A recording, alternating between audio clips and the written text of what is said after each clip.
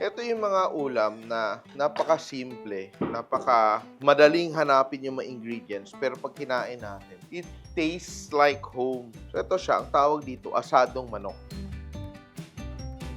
So hindi siya yung asado ng Chinese, ito yung asado na medyo Spanish style o Kapampangan style. So I'm just butchering my chicken into pieces. Yan, kasi kailangan natin i-marinate ahead of time. Yung sauce ito, medyo very rich kasi gagamit tayo ng maraming kamatis, toyo, a little bit more. So, yung mga kalahating cup na toyo, yan. 10 hanggang 12 na kalamansi or siguro mga 1/4 cup or mahigit sa 1/4 cup. Kalamansi natin, alat, and asin. Do this ahead of time. At idagdag ko dito sa aking marinade, dried oregano. Meron tayong dried oregano. Pwede yung local, pwede din yung nakabote. So, yun ang special natin na pangpalasa. Kung wala namang kayong oregano, dead ma, huwag mo nang lagyan. And black pepper. Yan pa lang, masarap na yung ating chicken. Massage natin ng konti para mag-mix. Ito yung lunch ko mamaya. So, tatabi natin to. Ito na yung gagawin natin. 3 sibuyas. Masarap to pag bagong luto at pag may natira kinabukasan, masasarap pa siya. Ito, diretso ko na sa aking food processor. Ganyan. That's done. Then yung kamatis naman natin. So ito, di tayo gagamit ng tomato sauce, hindi tayo gagamit ng tomato paste, hindi tayo gagamit ng ketchup. Ito na mismo yung ating kamatis, yung magiging sauce natin. Add it all there. Kung wala naman ngayong food processor, pwede nang i-chop-chop mo. Diba? So, huwag kayong ma-stress pag wala. Making very simple recipes for you. Ito yung magiging base ng ating sauce. Diba? Napakadami. Konting asin, just to bring out the flavor. So, bawang, crush, smash our garlic. Ito, initin ko na rin yung aking kaserola. So, ito, hindi ko sasabay yung aking garlic doon kasi gigisa ko yung garlic para lumabas talaga yung garlic flavor. So, initin ko lang to. This one is done. Ito na yung aking tomato. Yan. And next, meron ako ditong atay ng manok. Hinugasan na to, binabad sa konting tubig na may asin, then drain. Totoong atay ng manok yung gagamitin natin. Pwede ding chop-chop to. Huwag kayong ma-stress, ha?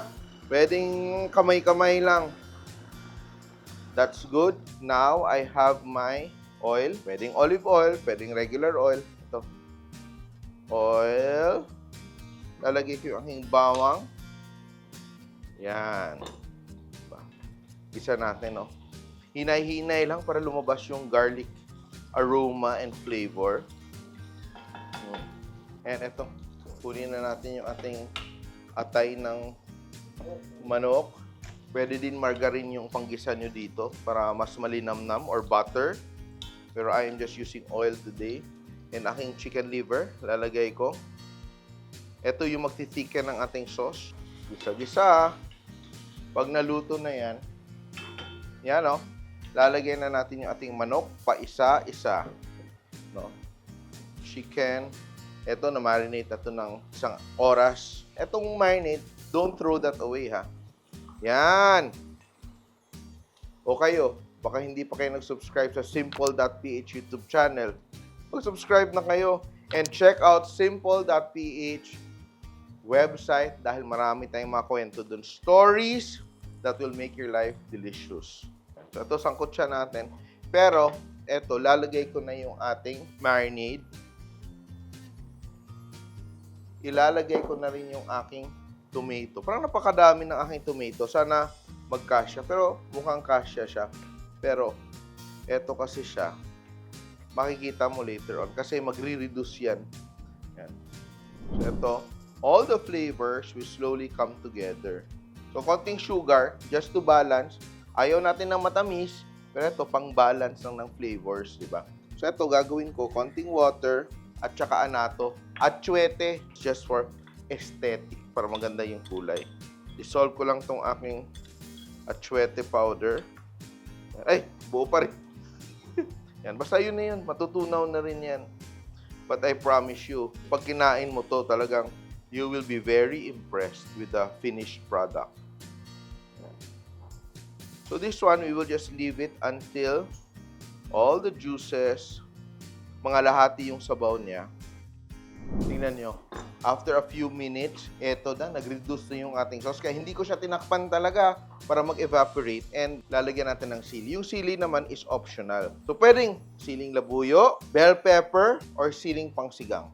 Optional nyo yan. Pero ako, eto lang idadagdag ko.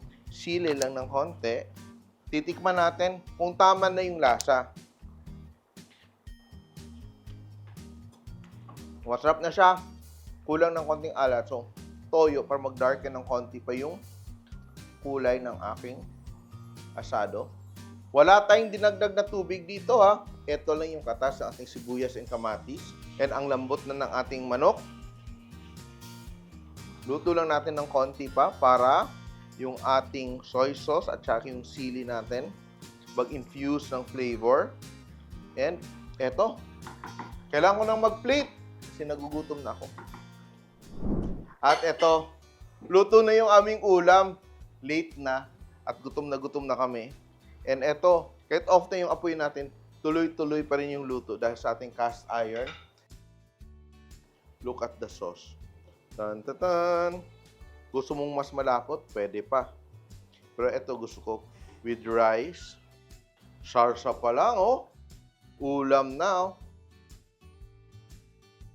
Ang masarap dito, merong patis calamansi on the side na may sili. Ang lambot ng manok, oh. Look at that. Masarap din to sa baboy. Pwede din to sa baka. Napakasimpleng recipe. Kaya try this recipe at home. Easy to find ingredients. Affordable. And sigurado magugustuhan ng buong pamilya. Kaya ito, ating dish for today, asadong manok. Simple!